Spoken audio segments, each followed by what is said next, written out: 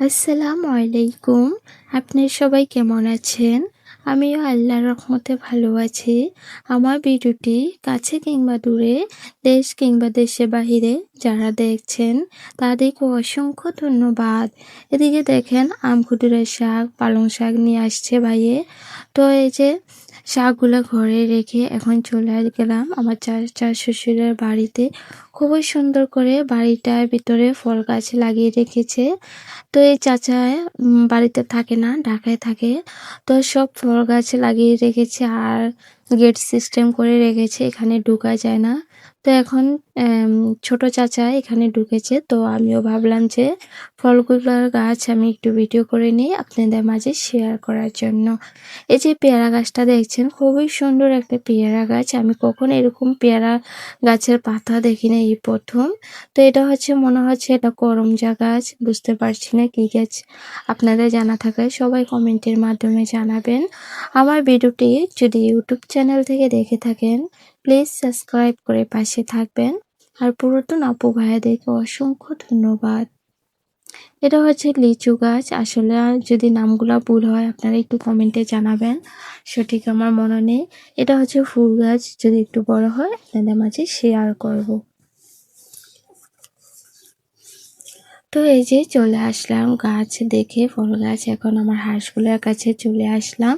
সাদা হাঁসগুলো আমার খুবই পছন্দের হাঁস। তো ভাবতাছি আর ভিডিও করতেছি যে আমার ওই হাঁসগুলা থাকলে কতই না সুন্দর লাগতো। তো একটা সাদা হাঁস ভয়েতে আসেই না, আমি দাঁড়িয়ে আছি তার জন্য, আর একটা আদার খাচ্ছে আর কি। তো এই যে চলে আসলাম বাটাবাটি করার জন্য শিলপাটায়।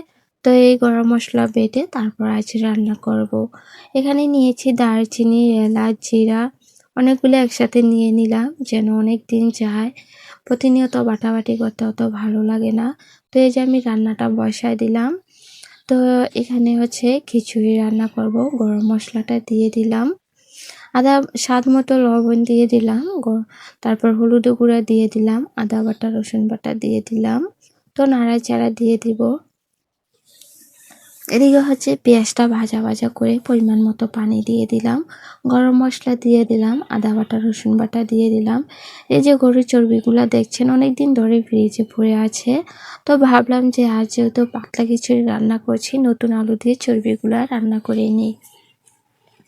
তো কিছুক্ষণ পর পর আমি খিচুড়িটা নাড়াচাড়া দিয়ে দিচ্ছি যেন নিচ থেকে লেগে না যায়।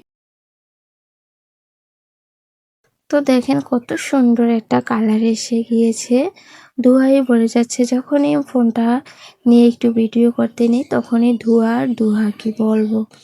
এদিকে আমার খিচুড়ি রান্না হয়ে গিয়েছে, এখন নামিয়ে নিলাম। তো দেশি ধনে পাতা দিয়ে নাড়াচাড়া দিয়ে তারপর ঘরে নিয়ে যাব। এখানে হচ্ছে বাবুদের জন্য ছোট্ট একটা বাটির ভিতরে মাংসের ঝোল নিয়ে নিলাম আর খিচুড়ি দিয়ে দিব। তো শাশুড়িমা প্রতিনিয়ত খেতে চায় ছাদের উপর, তো এই যে চলে আসলাম ছাদের উপর। জান্নাতিও আমাদের সাথে খায় প্রতিনিয়ত ছাদের উপরে।